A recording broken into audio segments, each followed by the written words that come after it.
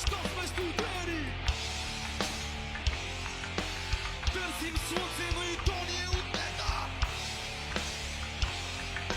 Не искаме насилие, а ни пускат смелето.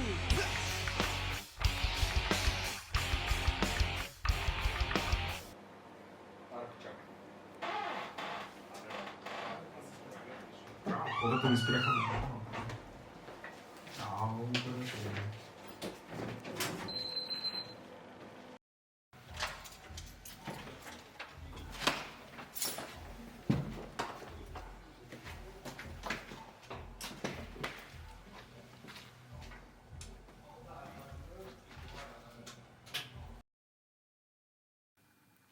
Аз съм Калин.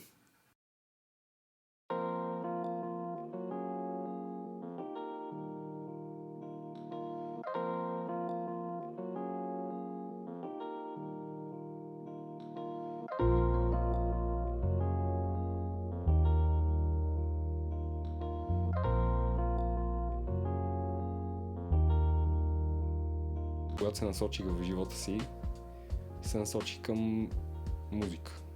Реално от тинейджерските си години започнахме да свириме с приятели по разни групи, концерти правихме по клубове софийски и там ми дойде голямата любов към музиката и към тон режисурата. Страстта ми към дърво и дървообработване най-вероятно идва от ранна детска възраст, когато летата ме пращаха на село при баба ми и дядо ми.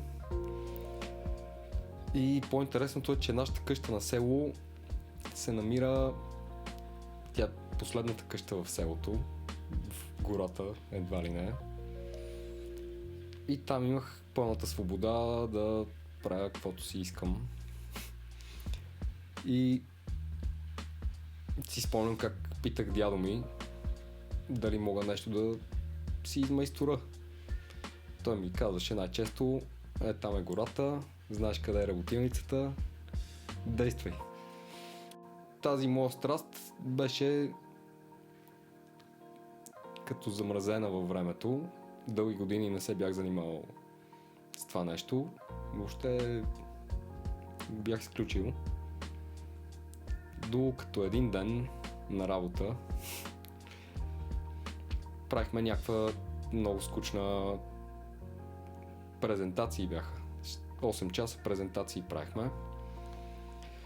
И си представях, че това ще ми е най-скучният работен ден за годината. И седейки, по време на сцената се качват някакви двама приятели от Полша, които показаха някакви неща от дърво, които правят. И едно от нещата беше дървена лампа. И аз тогава си казах: вау, това е велико. Това е велико и не е сложно и 100% мога да се справя и 100% има много яки идеи за това нещо и може да се развие и да стане супер яко. В този момент реално това бяха първите стъпки с това, което се занимавам в момента, и това е Half Hand бранда, който направих за дървени лампи. Взех си материали и на балкона вкъщи взех си някакви инструменти, най-необходимите, които биха ми свършили работа. Разчистих малко, направих си супер импровизирана работилничка и направих първата лампа и си казах: вау, добре. Събрах още идеи, направих втората лампа и третата и четвърта и така.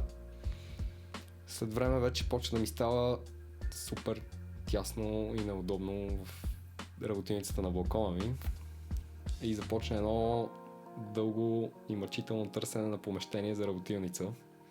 Най-накрая си намерих супер уютно малко пространство, което по-малко си го заведох и ето в момента се намираме в него. Малката ми работиничка, която с много любов си я направих. Това ми беше като някаква мечта, такава малка мечта. Просто исках работилница, където всички инструменти да са ми пред очите, да ми е удобно и да си работя с кеф. Вдъхновението не винаги го намираш лесно. То трябва да се търси. Понякога на сила. Така и с музиката. И при мен често се случва, когато не намирам вдъхновение за едното, търся вдъхновение в другото. Другото нещо, което ме насочи към лампите, е това, че аз много харесвам домашния уют и различната светлина. Никога не съм харесвал светлината, която идва директно отгоре от поле и осветява всичко. Винаги съм предпочитал приглушена светлина, която идва от различни точки на стаята и това придава съвсем различна атмосфера на дома. Интересното при обработката на дърво е, че ти взимаш някакво парче дърво и му придаваш съвсем друг живот. Аз съм щастлив човек, защото имам възможността да се занимавам с нещата, които наистина обичам. Когато дойда да работя тук, някакси целият този стрес изчезва. Тук съм си сам, натихо, наспокойно, не бързам за никъде. Занимавам се с изкуство, защото харесвам да създавам неща, въпреки че те няма да останат вечно. И просто хората трябва да правят това, което ги кефи и да създават.